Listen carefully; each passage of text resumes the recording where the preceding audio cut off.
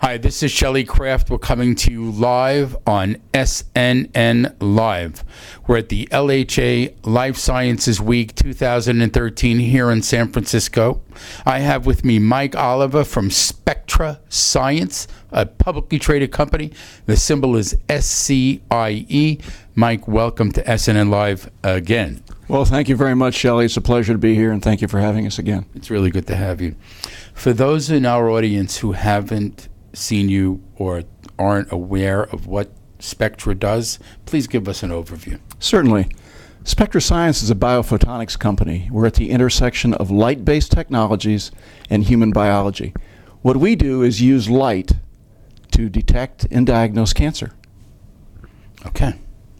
Now, first of all, in this, I want to give out the website early in the interview so that people can, if they like, also go to the website and look at that while they're listening to this. So please give the website now. Our website is real simple. It's www.spectrascience, one word, .com. That's SPECTRA. Correct. Okay, so how does it work, and what is it used for, and how is it used? Okay.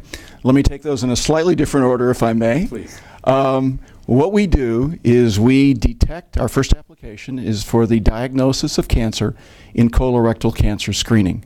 So when a doctor finds a polyp or a lesion, what we do is tell him in real time whether or not that lesion is cancerous and needs to be removed, or is what's called hyperplastic, which is a variety of normal tissue, which does not need to be removed. And so we do that using something called laser-induced fluorescence. We use light of a known wavelength. We literally shine this light on the human tissue. We read the reaction that we get with known fluorophores. Those known fluorophores are indicative of certain biochemical markers. And by looking at that light spectra that's emitted, we have the opportunity to know how much of these particular biochemical markers are there. And that tells us whether or not that tissue is potentially cancerous or that it's normal tissue and is safe to leave behind. So are you done, is your test performed in addition to other things that are also done, or are you replacing certain ways that it's being done today? A little bit of both. We do it during a normal screening colonoscopy so that when a gastroenterologist sees a small polyp or lesion that he needs to adequately and accurately diagnose, that's when he would use our tool. Today, the standard of care is to cut that tissue out and to send it to a pathology lab where somebody looks at it under a microscope. That turnaround time takes days or sometimes even weeks and exposes the patient to some increased, although minor, but some increased measure of risk for having that excision done. Again, we do what we call an optical biopsy. So we do it without cutting out tissue, and we do it in real time. It takes the doctor approximately 1 second to get an answer. How far along is the product in the use of doctors and surgeons? Well, we have CE marks, so we're actively selling this product in Europe. We have a distribution agreement, a sales and distribution agreement that we've signed with Pentax Medical. Pentax Medical is the second largest manufacturer of flexible endoscopes in the world. And they are, in Europe, the Middle East, and Africa, our sales and marketing partner. When does it come to the U.S.?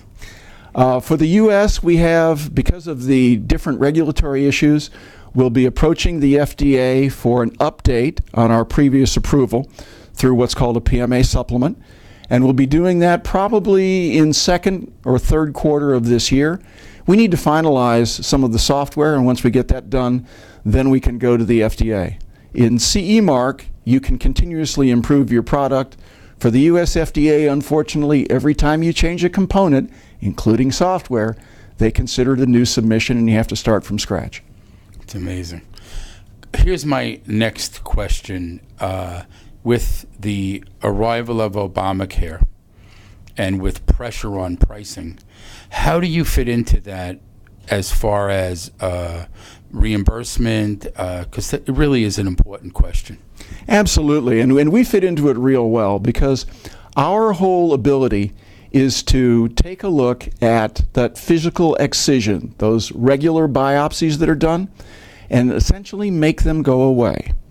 So in the United States, there's approximately $1 billion of pathology cost that's associated with screening colonoscopies. Interestingly enough, about 80% of all the tissue that's excised is what's called hyperplastic tissue. It's a variety of normal tissue. The problem is doctors don't have any tool to let them know which of these small polyps and lesions are the ones that are safe to be left behind or the ones that need to be removed.